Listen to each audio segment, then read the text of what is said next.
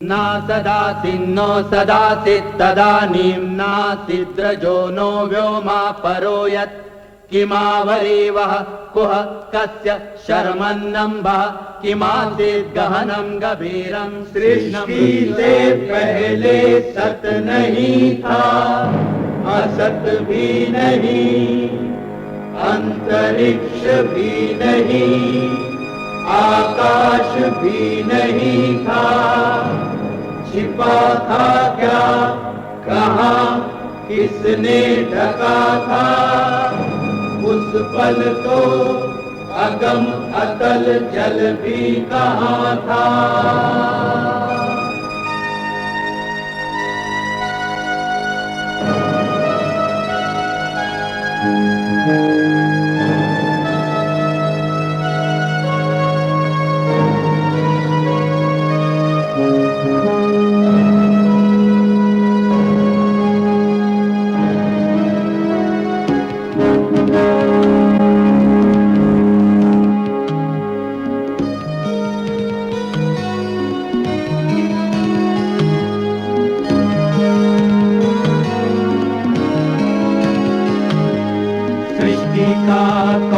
करता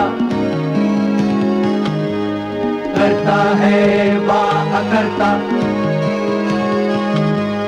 ऊंचे आकाश में रहता, सदा अध्यक्ष बना रहता, वही सचमुच में जानता या नहीं भी जानता है, किसी को नहीं पता, नहीं पता, नहीं है पता, नहीं है पता।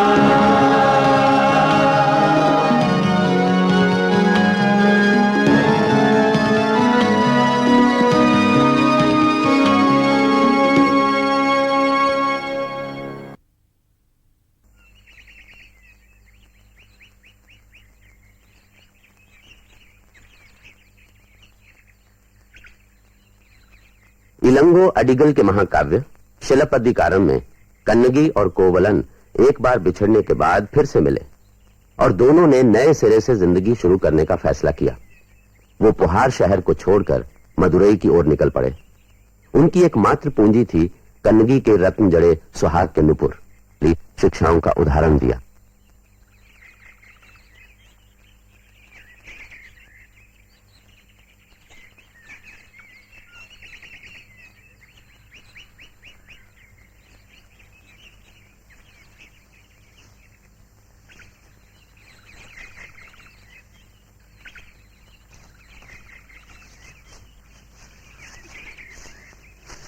और कितनी दूर है? बस आ ही गया समझो, 150 कोस और हैं। क्या कहा था, यात्रा बड़ी कठिन होगी। थोड़ा विश्राम कर ले। वो चबूतरा देखो पेड़ के नीचे, वहां जैन साध्वी काउंडी रहती हैं, वहीं चलते हैं, उनके दर्शन भी कर लेंगे।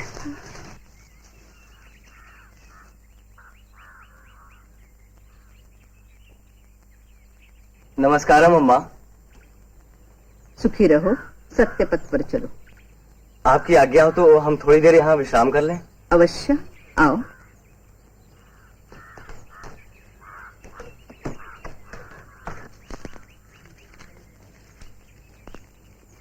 पहले ये बताओ कि हो कौन और नगर से इतने दूर जंगल में क्यों भटक रहे हो? मेरा नाम कोवलन है और ये है मेरी पत्नी कन्नगी। पुहार से आए हो? हाँ। जा कहाँ रहे हो? मदुरै। पता है यहाँ से 150 कोस दूर है। जी पता है। देखो तो इसकी पांव की दशा, ये कोमलांगी चल सकेगी वहां तक? चलना ही होगा, और कोई चारा भी तो नहीं। ऐसी दशा ही क्यों होने दी इसकी? अच्छे घराने के लगते हो, इतनी दूर क्यों जा रहे हो सब छोड़कर? अपने ही दुष्कर्मों के कारण। इस बेचारी का कोई दोष नहीं, मैं ही बुरी राह पर चल पड़ा था, सब कुछ लुटा बैठा। अब मदुरै जाकर ही कुछ करूंगा। किंतु मदुरै की यात्रा बड़ी कठिन है। पथरीले राह, घने जंगल, पहाड़ों की चढ़ाई, पार कर सकोगे सब? अपनी पत्नी की दशा तो देखो। आपके आशीर्वाद से पार कर लेंगे, पहुंचेंगे किसी तरह से। अब प्रण कर लिया है तो पहुंच ही जाओगे। मेरी भी बड़ी इच्छा थी मदुरै जाने की, संत महात्माओं के दर्शन के लिए। मैं भी तुम्हारे साथ चलूं? ये तो वरदान होगा हमारे लिए। आप हमारे साथ चलेंगी तो मुझे इसकी चिंता नहीं रहेगी। किंतु पथरीली राह तो पथरीली रहेंगी। नहीं रहेंगे, आप चलिए तो अब मुझे किसी बात का डर नहीं रहेगा। बस बस, बाकी बातें राह में कर लेना। बहुत लंबी यात्रा है, चलो देर न करो, चलो।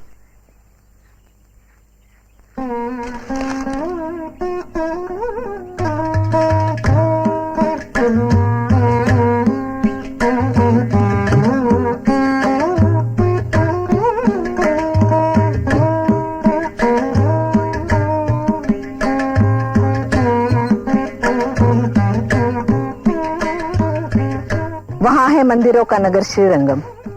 नदी के उस पार, नदी पार कर लेंगे, वहां विश्राम करेंगे। चलो।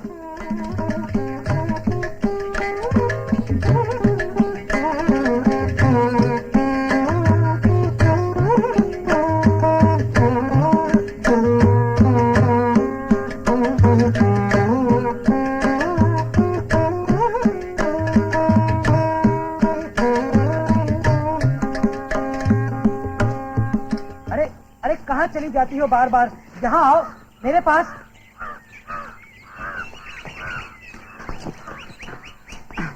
अरे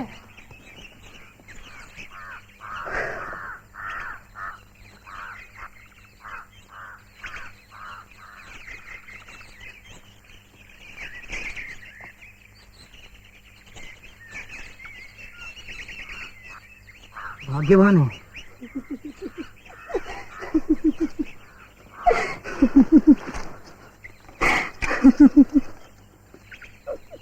नहीं, यहाँ नहीं। क्यों, क्या हुआ? क्या सुंदर मुखड़ा है, जैसे चांद का टुकड़ा हो। लो, कामदेव भी जाग गए। क्यों साध्वी अम्मा, कौन है ये सुंदर किशोर? बच्चे हैं मेरे, तुम्हें क्या लेना देना, जाओ यहाँ से। बच्चे? अरे तुम लोगों को तो ब्याह करने की अनुमति नहीं, फिर ये बिना ब्याह के बच्चे। अगर ये तुम्हारे बच्चे हैं तो ये मेरी बहन है। सुना नहीं? चले जाओ, विश्राम करने दो इन्हें। अच्छा अच्छा, करो, पूरा विश्राम करो। लेकिन ये तो बता दो कि भाई बहन में ब्याह। अरे नीच अधम, जैसा मैला मन वैसी मैली वाणी। समझाने पर भी माना नहीं तो ले, तुझे दंड मिलेगा। तुम दोनों सियार बनकर जंगल जंगल हुआ हुआ करते फिरोगे। जाओ।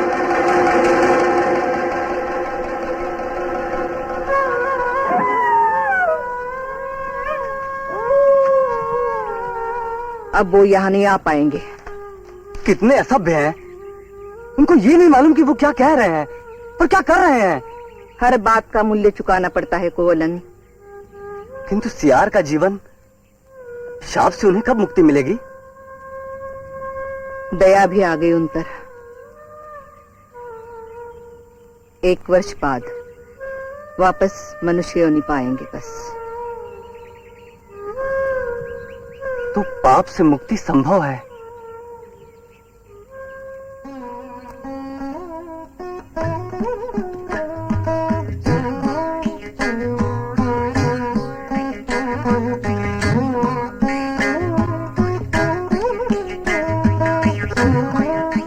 कोवलन थोड़ा दिशाभ्रम हो गया है, पता नहीं ये मार्ग है या वो। अम्मा, आगे किसी गांव में पूछते हैं। ओ पंडित जी, जरा सुनिए। पंडित जी, सुनिए। आओ सती आओ। कहाँ चल दी? क्या कहती हैं ये स्त्री क्या तुम्हारे साथ है? हाँ, मदुरै जा रहा हूँ। क्या आप बता सकेंगे कि कौन सा मार्ग जाता है मदुरै? अरे क्या 10 मार्ग बता देंगे। मदुरै, पर आपने समय ठीक नहीं चुना। वो क्या कहते हैं कि आजकल पर्वत के जंगल सब सूख जाते हैं। बिना छाया पथरीले मार्गों पर चलना बड़ा दुखी करता है, और पत्थर भी ऐसे नुकीले कि चलते चलते दादा दादी याद आ जाए। बड़े बड़े पर्वत पार करना, रक्तस्राव से जूझना, गहरी गहरी नदियां पार करना, तब जाकर कहीं पहुंचोगे कोवडंबई, और वहां से फूटते हैं 3 मार्ग।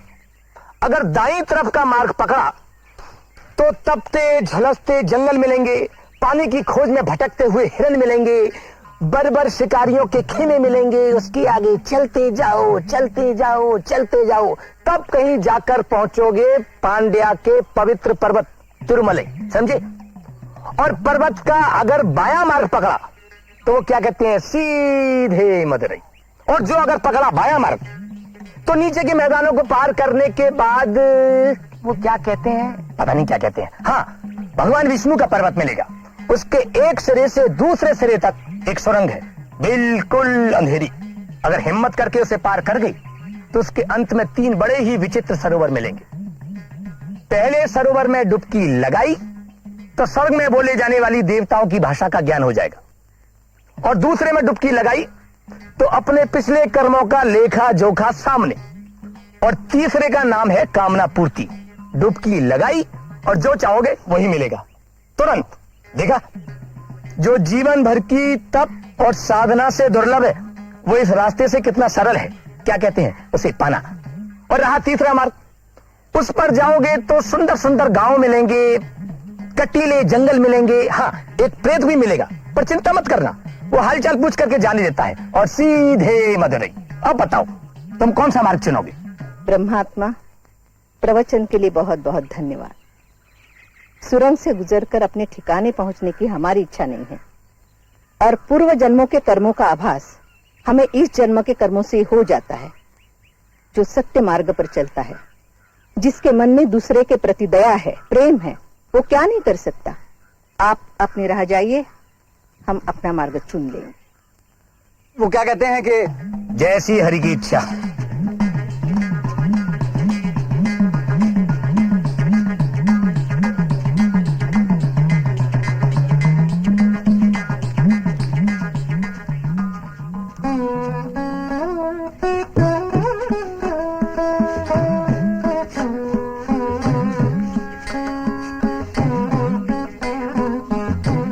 बच्चा, वहां से थोड़ा पानी ले आ जा। अच्छा अम्मा।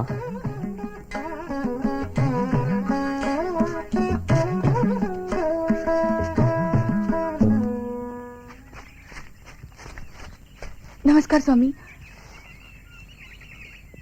बड़े कष्टों के बाद आपको खोज पाई हूँ।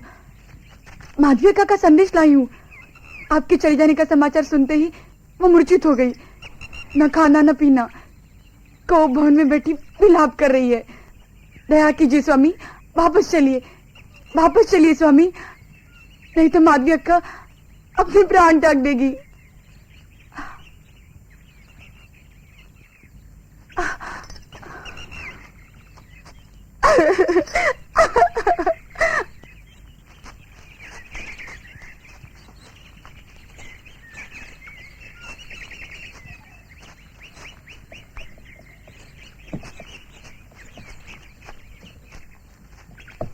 पानी अम्मा।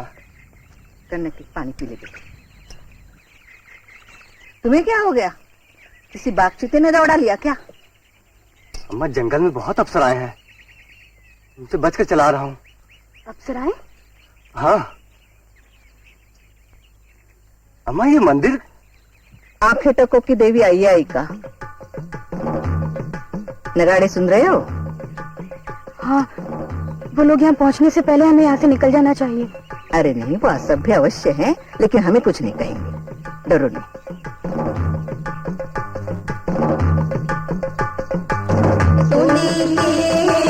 आभूषण वाली गुणशालिनी आई है, सोने के आभूषण वाली गुणशालिनी आई है।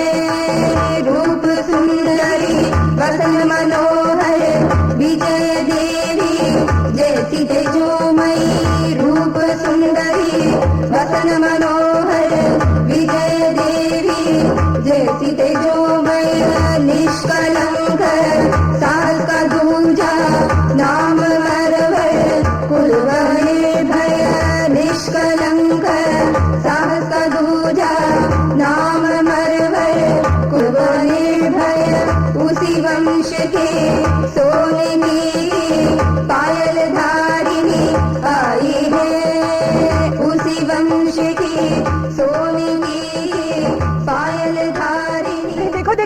अपनी राजकुमारी आई, गंगानार की राजकुमारी, दक्षिण तमिलनाडु की महारानी, महान साध्वी राजकुमारी की जय।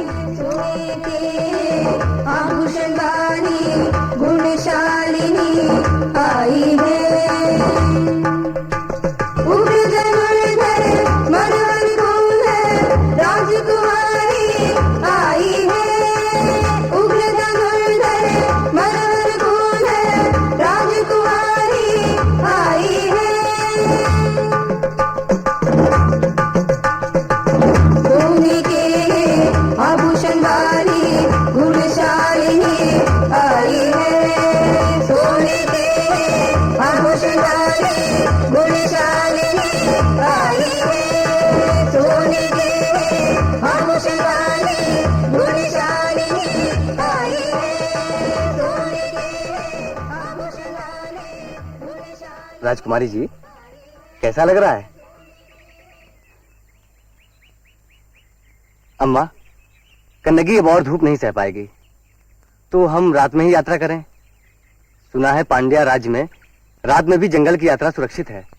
ठीक है, ऐसा ही करते। अच्छा, रात में यात्रा के समय हमें हाथी, शेर, भालू सब मिल सकते हैं और तरह तरह के जानवर, तो तुम डरना नहीं है। वो अपनी राह चले जाएंगे और हम अपनी राह चलते रहेंगे। और अगर बादल भी गरजे तो भी मत डरना, मैं जो हूं, हैं?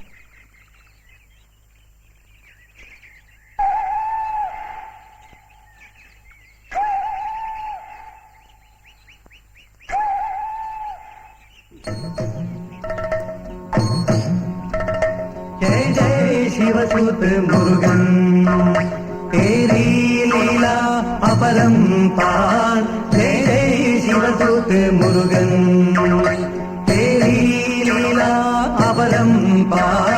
असुरों के वध से है मुरुगन, लाल हुई धरती है मुरुगन, लाल हुई धरती है। जय जय शिवसुत मुरुगन, तेरी लीला अपरंपार। जय जय शिवसुत मुरुगन।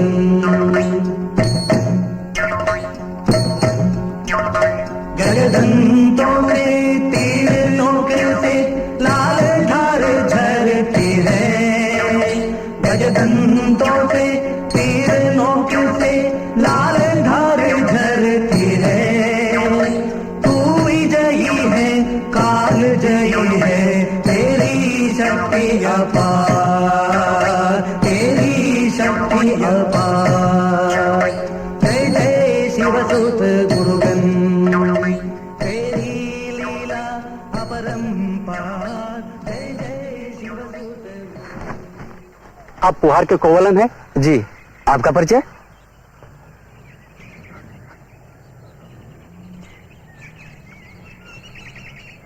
मैं भी पुहार का हूं। मेरा नाम कौशिकन है।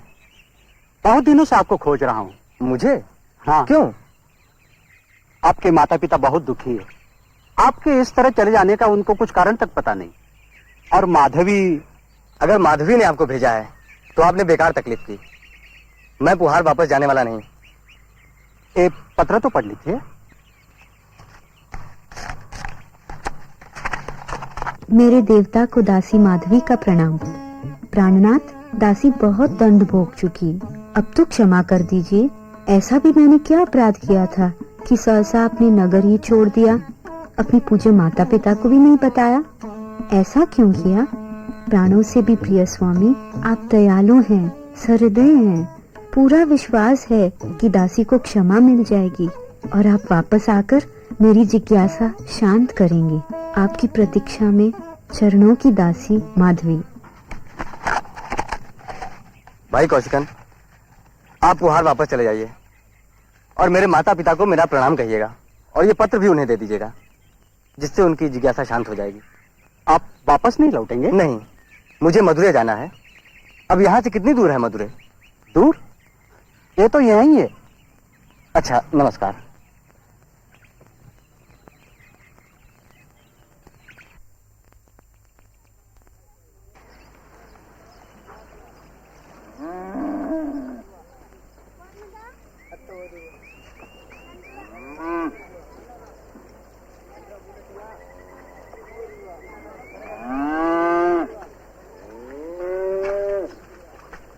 पधारो अम्मा। थकी हो, विश्राम करो।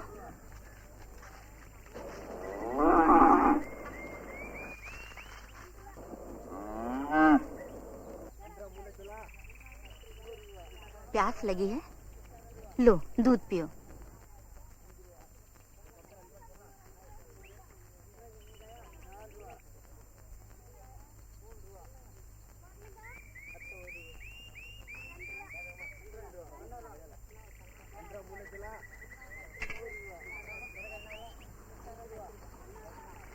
क्या नाम है तुम्हारा? माधुरी। पास ही ग्वालों का एक गांव है, वहीं रहती हूँ। हम लोग संत महात्माओं की सेवा करते हैं। बड़े पुण्य का काम है। और दूध लेंगी? नहीं, बहुत पी लिया। अच्छा, तो अब मैं चलती हूँ। और भी कई मुनियों की सेवा करनी है। हाँ।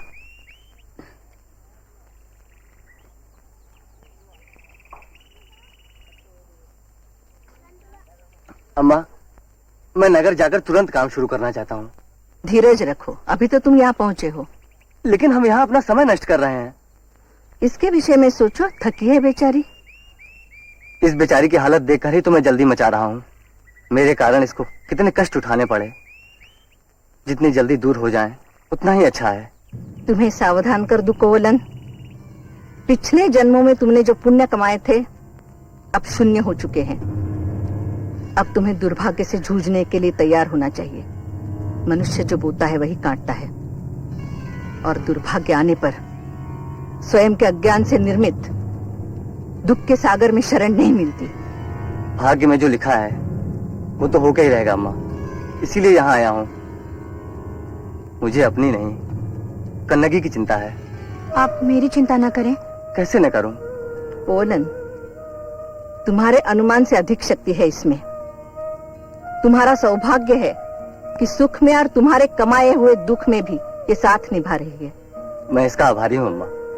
केवल आभार से काम नहीं चलेगा। यहाँ तो तुम रह नहीं सकते। पहले घर का प्रबंध करो, फिर भाग्य की परीक्षा लो, और भाग्य तुम्हारी परीक्षा ले। माधुरी। और दूध अम्मा? नहीं, एक काम है तुमसे। आज्ञा कीजिए। ये दोनों पोहार के धनी परिवारों से हैं। यहाँ के व्यापारियों को पता चलेगा तो इन्हें अपने घर ले जाने में वो अपना सम्मान मानेंगे। जब तक ये नहीं हो रहा है, मैं चाहती हूँ ये तुम्हारे साथ रहे। ये तो मेरा सौभाग्य होगा। इसका विशेष ध्यान रखना। भले घर की है, सैकड़ों कोस की कठिन यात्रा में भी आह तक नहीं निकली इसकी। थकी है, दुखी है। दासी बनकर सेवा करो, माँ बनकर वात्सल्य दो। तुम्हारा घर धन धान्य से भरा रहेगा। चलो बच्चों।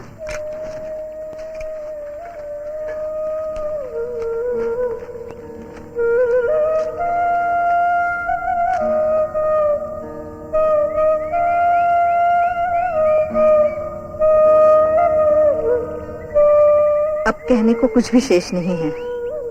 मेरे आशीर्वाद तुम्हारे साथ है। जाओ।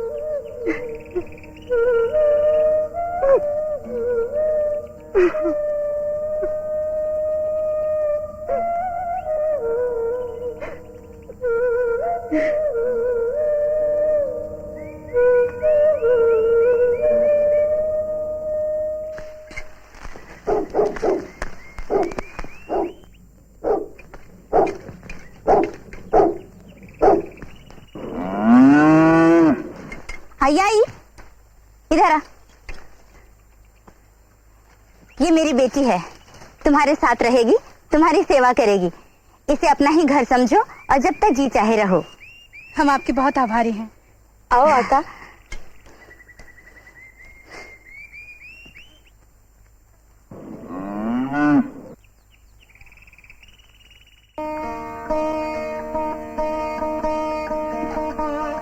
ऐसा कोई नहीं कह सकता।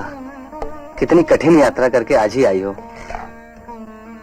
जैसे वो सब एक सपना था। हाँ, बिल्कुल वैसा ही जब आप मुझे छोड़कर चले गए थे। मेरे कारण तुम्हें बहुत लज्जित होना पड़ा। मुझे सिर्फ एक ही बात का दुख है कि मैं कुलवधू का कर्तव्य ठीक तरह से नहीं निभा पाई। चाहती थी कि अपना दुख उजागर ना हो, परंतु हम दोनों होने के हाथों मजबूर थे। कन्नगी, मैंने तुम्हारे लिए हमेशा बुरा ही किया, फिर भी तुम मेरे साथ चली आई। फुहार में मिली मानसिक यातनाएं क्या कम थीं?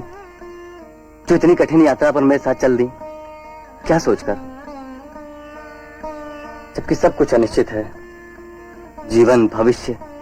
मैं ऐसी बातें नहीं सोचती, सिर्फ अपना कर्तव्य निभाती हूँ, बस। मेरे साथ आकर तुमने मेरे ऊपर बहुत बड़ा उपकार किया है, नहीं तो पश्चाताप की संभावना ही न रह जाती। आप ऐसी बातें क्यों करते हैं? इसे बेचकर स्वर्ण मुद्राएं ले आइए, नए जीवन के शुभारंभ के लिए।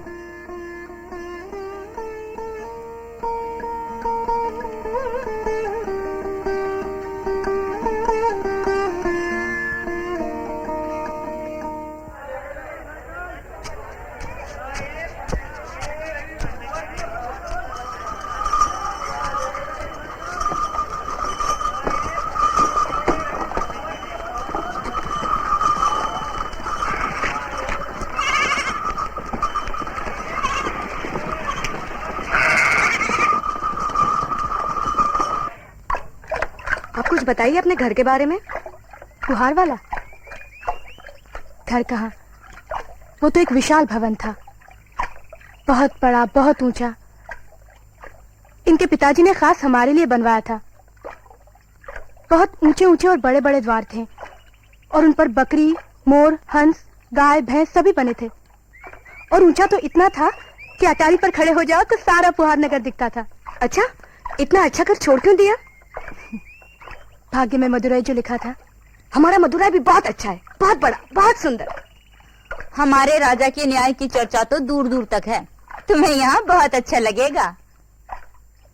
अम्मा, स्वामी को गए हुए बहुत देर हो गई है। आ जाएंगे, चिंता ना करो। नगर देखने गए हैं, थोड़ा समय तो लगेगा ही।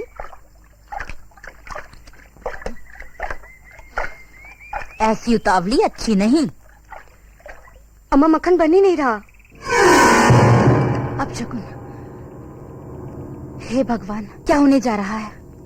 अम्मा, मेरे स्वामी। चिंता ना करो, आ जाएंगे। आई अपनी सहेलियों को बुला ला, कुछ गाना बजाना हो जाए, इसका मन भी बहल जाएगा। अच्छा, मैं अभी बुलाती हूँ, फिर बाद में मुकर मत जाना। बस काम ना करना पड़े। चल कन्नगी, तू मेरे साथ चल।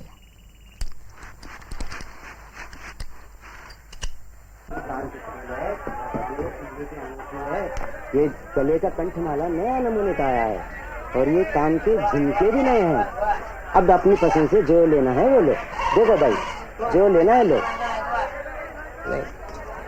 हाँ, आओ भाई आओ, सब नए तरह के जेवर है। ये गले का कंठमाला है, ये कान के झुमके है। आपको अपनी पसंद से जो लेना है लो।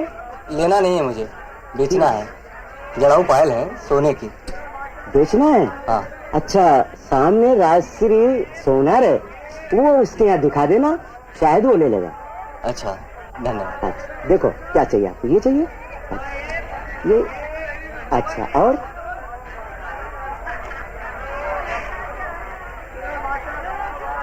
क्या चाहिए? पायल बेचनी है। जाओ जाओ, कहीं और जाओ। कुछ खरीदना है तो बोलो। अरे सेठ, देख तो लो, रानियों के पहनने योग्य पायल है। अच्छा, बातें तो बड़ी लंबी चौड़ी करता है। लाओ दिखाओ।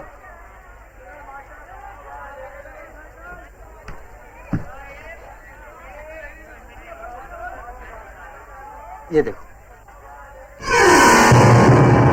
अरे ये तो बिल्कुल वही। चुप रहे, बीच में बोलता है। चल अपना काम कर।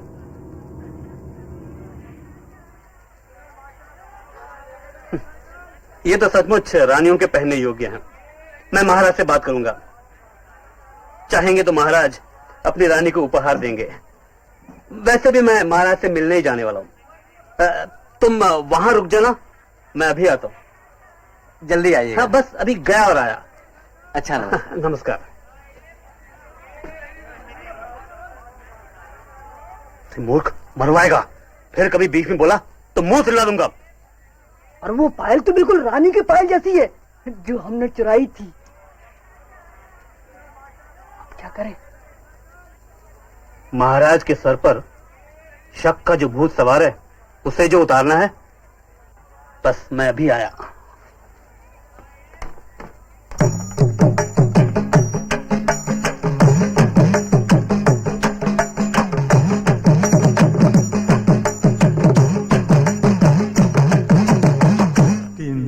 Come tam tam tam tam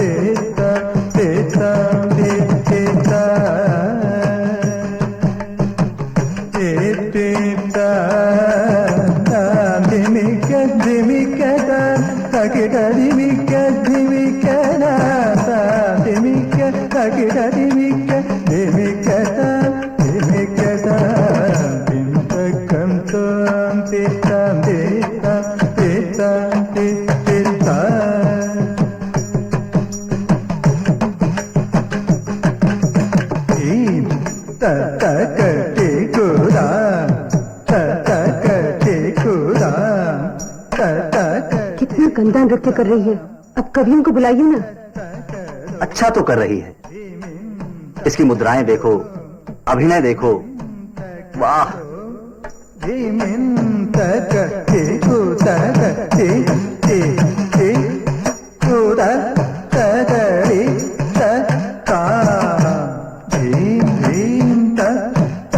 मुझे तो कुछ भी अच्छा नहीं लग रहा। तुम्हें शास्त्रीय नृत्य की समझ नहीं है, फिर भी नृत्य पूरा होने तक रुको।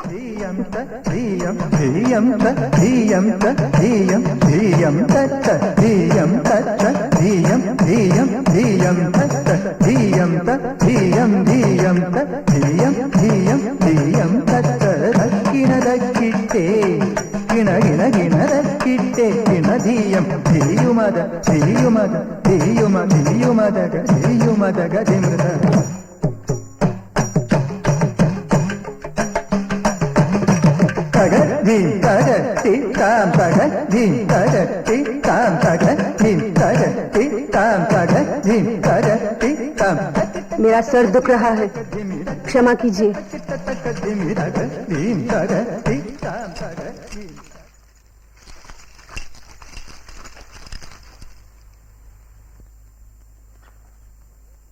तुम नृत्य जारी रखो। नहीं, फिर कभी। महाराज, राजसी स्वर्णकार आपके दर्शन करना चाहते हैं।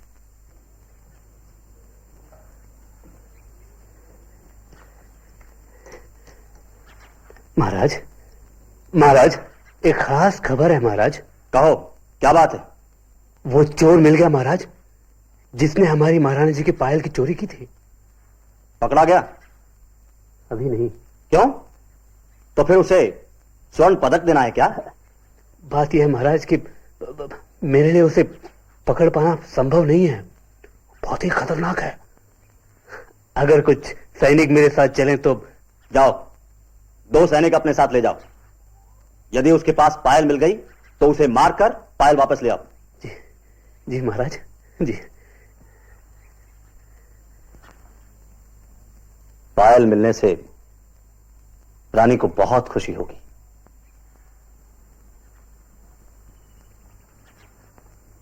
ये रहा वो चोर, मार डालो उसे। सूरत से तो ये चोर लुटेरा लगता नहीं। क्यों? चोर के सींग लगे होते हैं क्या? मैं जानता हूं ये चोर है। हमने मार दिया और इसके पास पायल ना निकली तो? पायल उसकी थैली में है, अपनी आंखों से देख चुका हूं। मैं सोचता हूं इसे जगा लेना चाहिए। क्यों? जगाने की क्या जरूरत है?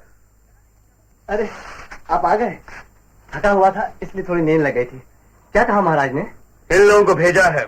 चलो दिखा दो अब। हाँ, ये देखिए, महारानियों के पहनने योग्य पायल है।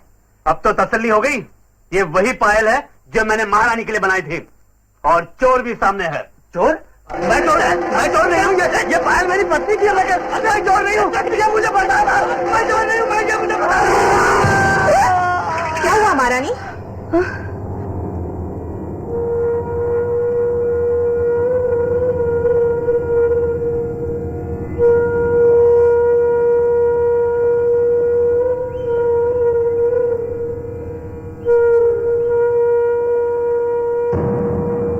देखा कि महाराज का न्याय दंड झुक गया है। उनका छत्र दल दल में गिरकर डूबा जा रहा है। न्याय की घंटों की ध्वनि से कान फटे जा रहे हैं। अवश्य ही कुछ अशुभ घटने वाला है। मैं महाराज को सावधान कर देती हूँ।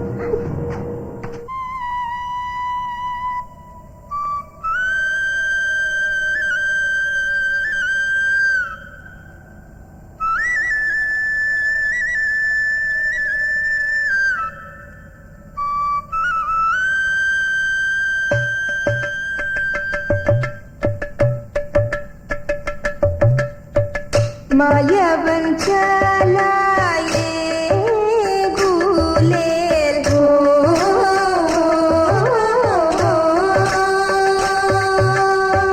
मायावन चलाए गुलेल लियाए मेरी बगिया के फल। मायावन चलाए गुलेल लियाए मेरी बगिया के फल।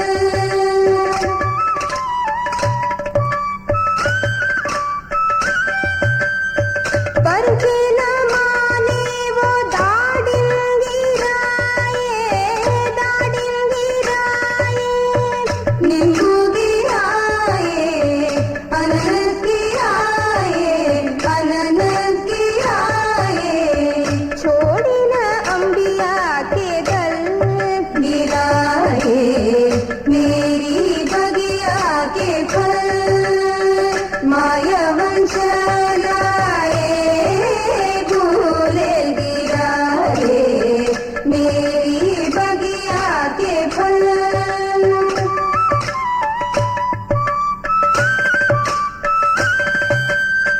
मायावन इधर आ रे, मायावन इधर आ रे, बंसी बजा जा रे, बंसी बजा जा रे।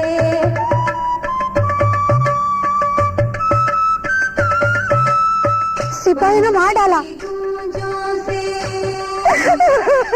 स्वामी, मैं मर गई हूँ, मैं अकेले कैसे सहूंगी? बस बस, मैं स्वामी के साथ यहाँ सुख खोजने आई थी, लेकिन तुम्हारे राजा ने मेरे निर्दोष पति की हत्या कर दी। बोले ये उसका न्याय नहीं, ऐसा नहीं कहते बेटा। तुम इन भोली वाली ग्वालों के साथ रहती हो। बता मेरे स्वामी चोर थे क्या? मेरे स्वामी का हत्या क्यों नहीं होना चाहिए था क्या? कहाँ जा रही हो? तुम्हारे राजा से न्याय मांगने जा रही हूँ।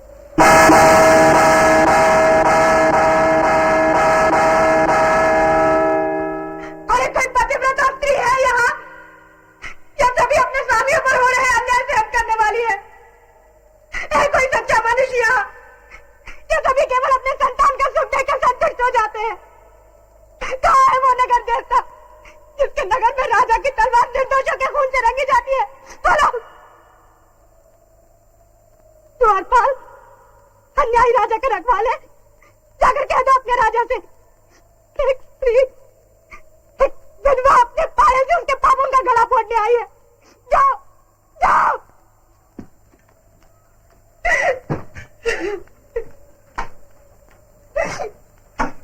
महाराज, महाराज, क्या हुआ? महाराज, मैंने एक भयानक स्वप्न देखा है। कुछ अशुभ घटने वाला है। कुछ नहीं होगा, तुम्हारे मन का वहम है। सपनों पर विश्वास नहीं किया जाता। महाराज, महाराज, मुख्य द्वार पर एक स्त्री है महाराज, जैसे देवी का रूप हो, क्रोध में पागल है, हाथ में एक पायल है और महाराज आपके बारे में अनाप शनाप बक रही है। आने दो उसे।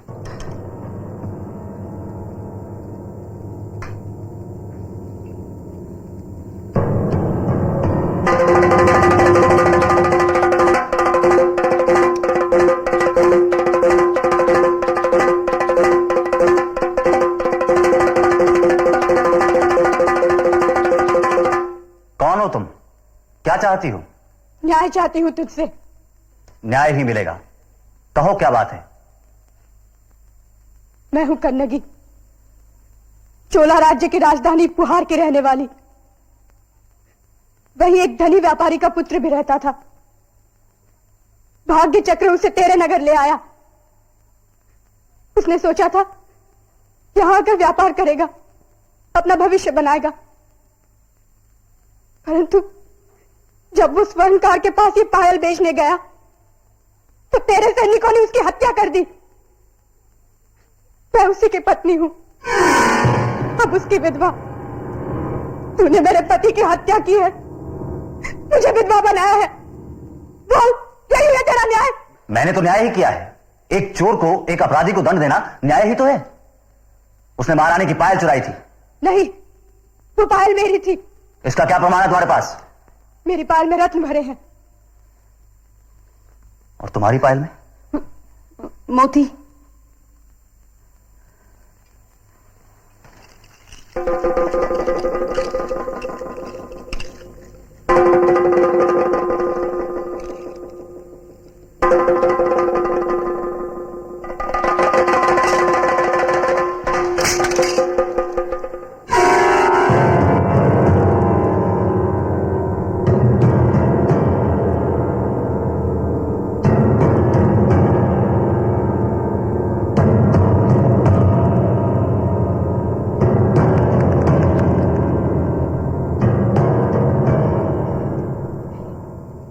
ये मेरे चोर होने का प्रमाण है।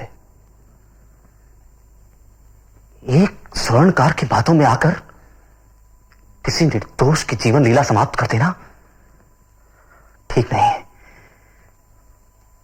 पहली बार मैं राजा का कर्तव्य निभाने में असफल हुआ हूं। इसका मूल्य चुकाना होगा। मुझे अपने आप को मृत्युदंड देना होगा। नहीं, ऐसा ना करिए महाराज। हत्या के सिवा कोई दूसरा रास्ता नहीं है। सुना होगा, दिन में अनिष्ट करने वाले को दिन डूबने से पहले ही उसका मूल्य चुकाना पड़ता है। तुझे भी चुकाना होगा।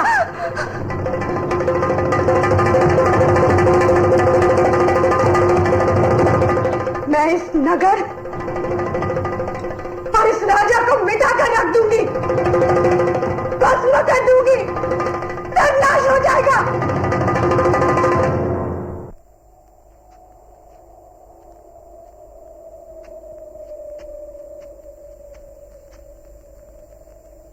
मदुराई नगर के निवासियों सुनो, स्वर्ग में बैठे देवताओं तुम भी सुनो।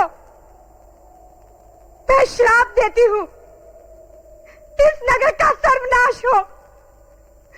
तेरे निर्दोष पति की हत्या करने वाले राजा का भी सर्वनाश हो। सर्वनाश। भले मनुष्य, पतिव्रताओं, बच्चे, बूढ़े, अपंग और गुरुओं को छोड़कर देश का सर्वनाश कर दो, भस्म कर दो, राख कर दो।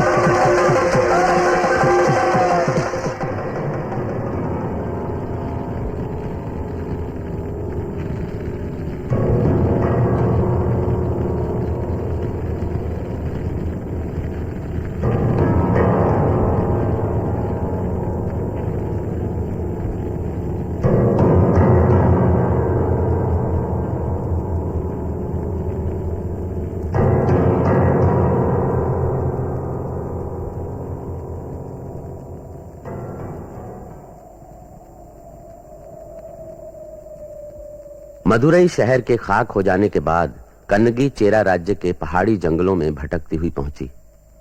वहां के सीधे साधे लोगों ने उसे देवी समझकर उसकी आराधना की। एक दिन चेरा राज्य के राजा शेंगुट्टूवन और उसकी रानी को कन्नगी के बारे में पता चला। राजा ने कन्नगी देवी के लिए एक मंदिर बनाने का निश्चय किया और राजकुमार इलंगो अडिगल ने कोवलन कन्नगी की कहानी पर एक महाकाव्य तैयार किया, जिसमें उनके प्रसंग से मिलने वाली शिक्षाओं का उदाहरण दिया।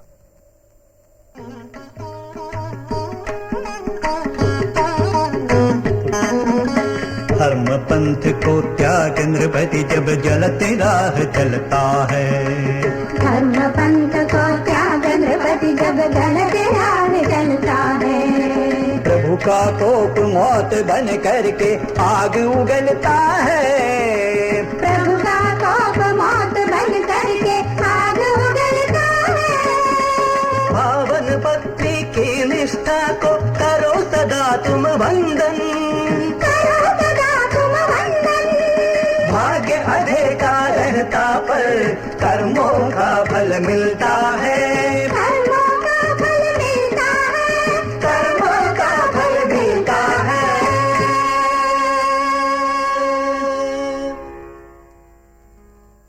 उस प्राचीन काल में हम एक ऐसी कौम देखते हैं जो उत्साह और जोश से भरपूर थी, जिसमें जिंदगी की उमंग और खोज निकालने का बलबला था। ख्याल की दुनिया में वो बुलंद से बुलंद पहाड़ चढ़े और कला के मैदान में सलाहियत के बेशकीमत नमूने दिखाए। और हम देखते हैं कि देश भर में एक सी सांस्कृतिक लहर फैलने लगी थी।